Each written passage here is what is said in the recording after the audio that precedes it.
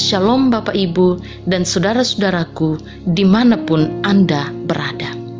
Selamat pagi dan selamat berjumpa dalam kasih Tuhan. Mari bersama kita menyambut hari ini dengan sukacita dan dengan syukur. Dan kita awali bersama-sama dengan mendengarkan kebenaran firman Tuhan. Sebelumnya, mari kita satu dalam doa.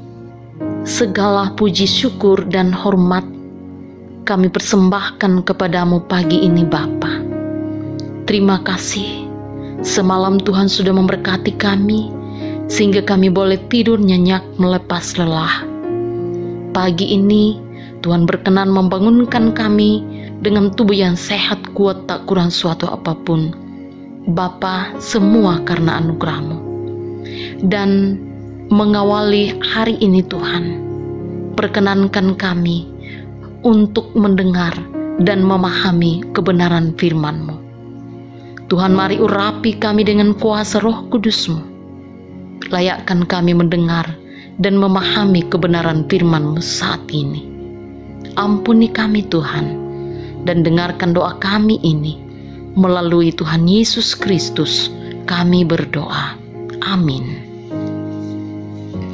Bapak Ibu, bagian firman Tuhan yang kita akan dengarkan saat ini terambil dari 2 Korintus pasal 1 pada ayat 19 sampai 22 demikian. Karena Yesus Kristus anak Allah yang telah kami beritakan di tengah-tengah kamu, yaitu olehku dan oleh Silwanus dan Timotius, bukanlah ya dan tidak, tetapi sebaliknya di dalam dia hanya ada ya. Sebab Kristus adalah ya bagi semua janji Allah. Itulah sebabnya oleh Dia kita mengatakan amin untuk memuliakan Allah.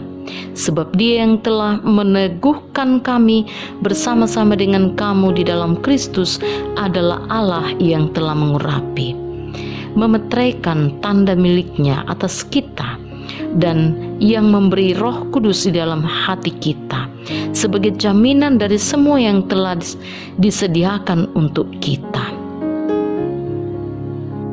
Saudaraku yang kekasih di dalam Tuhan, salah satu hal untuk menguji karakter seseorang adalah melalui janji. Apakah ia menepati janjinya atau tidak?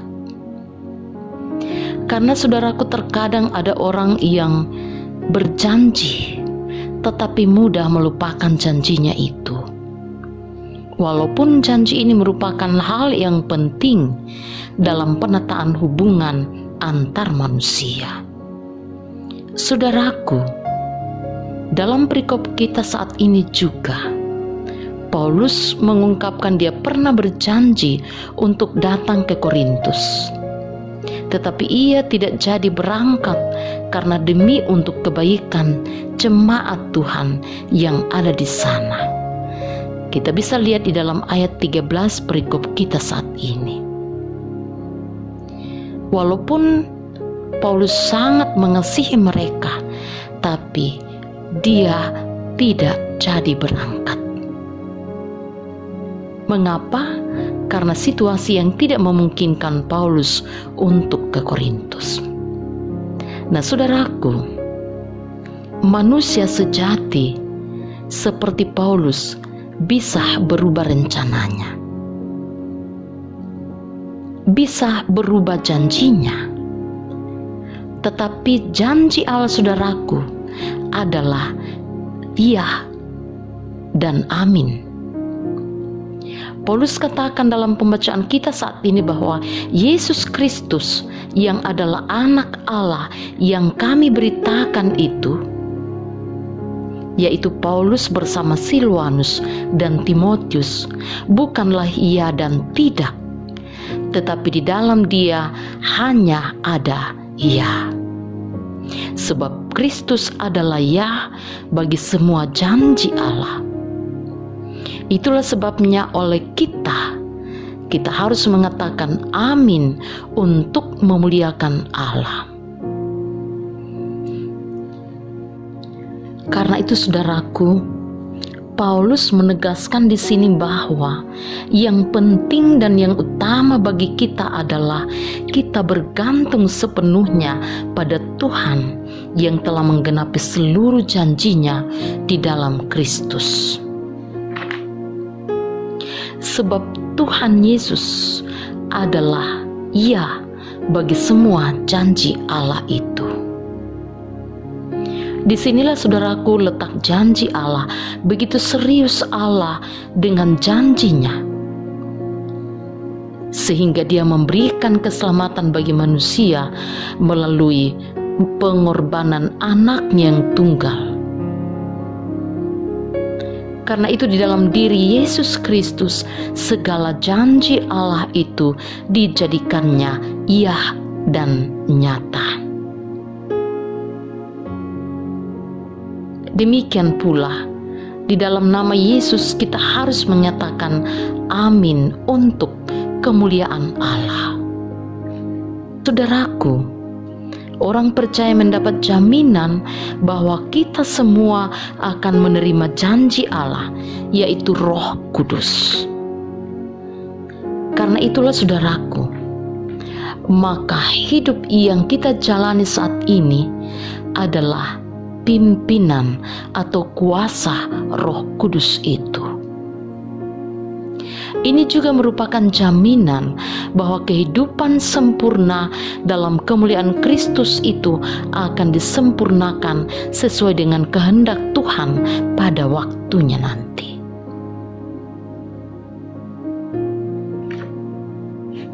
Nah, saudaraku yang kekasih dalam Tuhan, karena itulah karunia Roh Kudus adalah tanda dan jaminan akan kesempurnaan agung dan suci yang dijanjikan bagi kita dan bagi semua orang percaya. Dan bagi kita sebagai orang percaya dinasihatkan agar sebagai saksi Kristus hendaklah tindakan dan ucapan kita sejiwa dan senada, agar dunia terberkati dengan kehadiran kita dan pelayanan kita. Saudaraku yang kekasih, yang perlu kita selalu ingat adalah bahwa kita semua telah dimeteraikan dan diurapi sebagai milik Kristus dan dikaruniai Roh Kudus sebagai jaminan dari semua janji Allah. Karena itu tentunya saudaraku, sebagai orang yang telah dimeteraikan dan diurapi sebagai milik Kristus, maka hendaklah tindakan kita berbeda dengan dunia ini. Karena Roh Kudus yang ada dalam diri kita adalah kuasa kebaikan, kuasa yang menuntun kita kepada kebenaran, bahwa Roh Kudus itu adalah Roh Allah, sehingga tindakan kita adalah tindakan yang sesuai dengan kehendak Allah, tindakan yang berada dalam garis hukum kasih, bahkan menuntun kita untuk menjadi serupa dengan Kristus. Karena itu saudaraku, Paulus menegaskan bahwa jikalau kita hidup oleh Roh, baiklah hidup kita juga dipimpin oleh Roh. Dan jangan kita gila hormat, jangan kita saling menantang dan saling mendengki.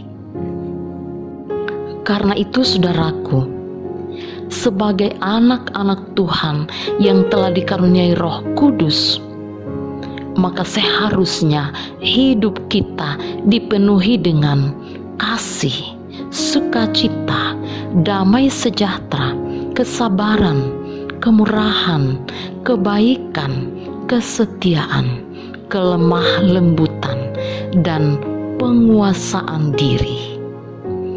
Inilah buah Roh yang harus mewarnai hidup kita sebagai orang percaya. Galatia 5 ayat 22. Saudaraku di dalam Tuhan, jelaslah bagi kita bahwa dalam kehidupan kita selaku gereja, selaku anak-anak Allah yang dipimpin Roh. Maka kita tidak mengembangkan lagi sikap bermusuhan atau saling mendengki, apalagi berbuat hal-hal yang tidak wajar. Karena kita adalah anak-anak Allah, anak-anak yang dipimpin Roh Kudus.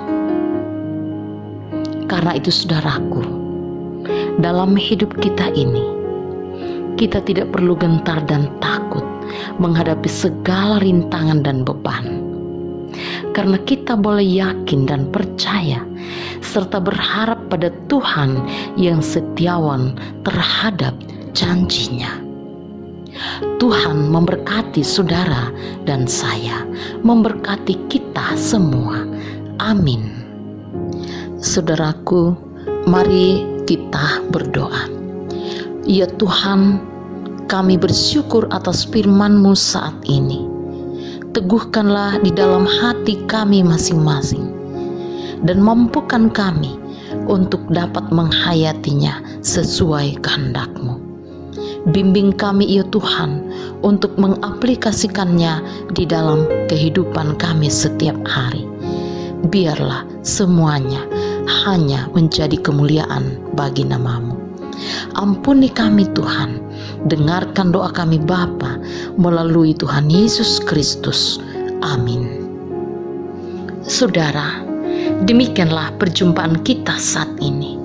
Semoga firman Tuhan yang kita dengarkan di kesempatan ini dapat memberkati saudara sekalian, dan kiranya Roh Kudus dapat menuntun kita untuk semakin memahami firman Tuhan. Selamat menjalani hari ini dengan sukacita, dan sampai jumpa di renungan berikutnya. Tuhan Yesus memberkati.